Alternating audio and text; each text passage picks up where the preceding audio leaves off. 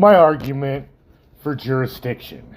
The actual constitutional text says in Article 3, Section 2, Clause 1, it states that in all cases affecting ambassadors, other public ministers, and consuls, and those in which a state shall be a party, the Supreme Court shall have original jurisdiction.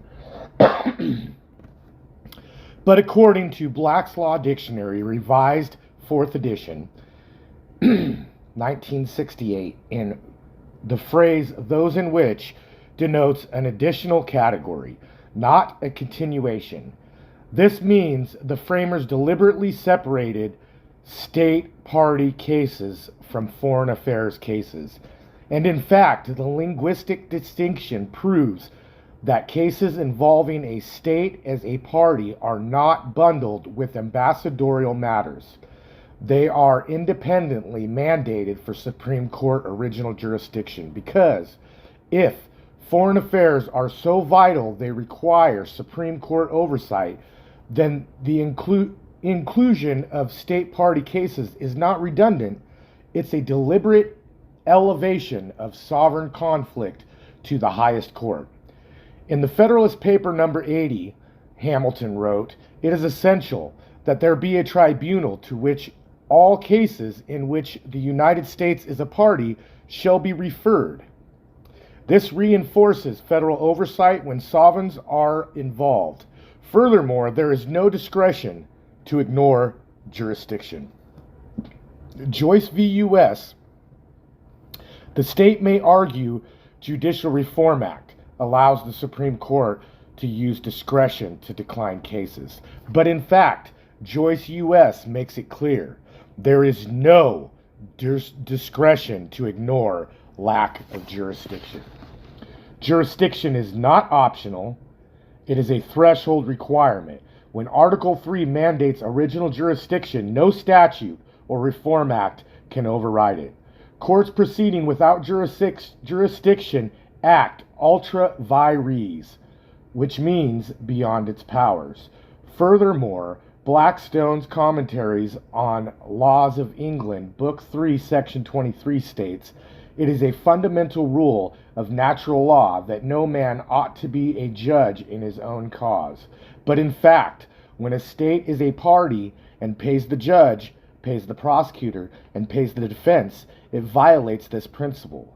The appearance and reality of bias are inescapable.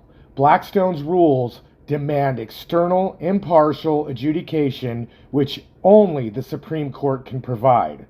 The reason I bring up Blackstone, and I'm about to bring up the Federal Papers, is because Maddox v. United States confirms that laws must be interpreted as they were understood at the time they were passed. It actually says the law must be interpreted in the light of the legal standards prevailing when it was enacted. And in my constitutional class at Yale University, taught by Akhil Reed-Amar, he said Blackstone was the leading authority at this time period. And so that means that we must rely on Blackstone's commentaries in the Federalist Papers to interpret Article 3. They are the framers' own tools for understanding jurisdiction, bias, and jurisdictional independence. Federalist Paper number 10, written by James Madison, my most favorite person in history. "Men are not angels. Government must control itself." He warns of factional bias, including state self-interest.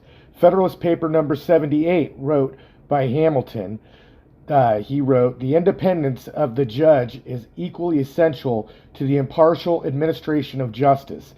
This supports judicial insulation from state influence." Federalist Paper number 81, Hamilton wrote, "There ought to be one court of supreme and final jurisdiction. This justifies Supreme Court's exclusive role in state party cases. Because of the lack of jurisdiction, once jurisdiction is challenged, the court cannot proceed when it is clearly appears the court lacks jurisdiction. The court has no authority to reach merits, but rather should dismiss the action." Milo v. U.S. And once jurisdiction has been challenged, the burden shifts to the court to prove jurisdiction. Rosemond v. Lamb. Ignorantiae juris non excusat.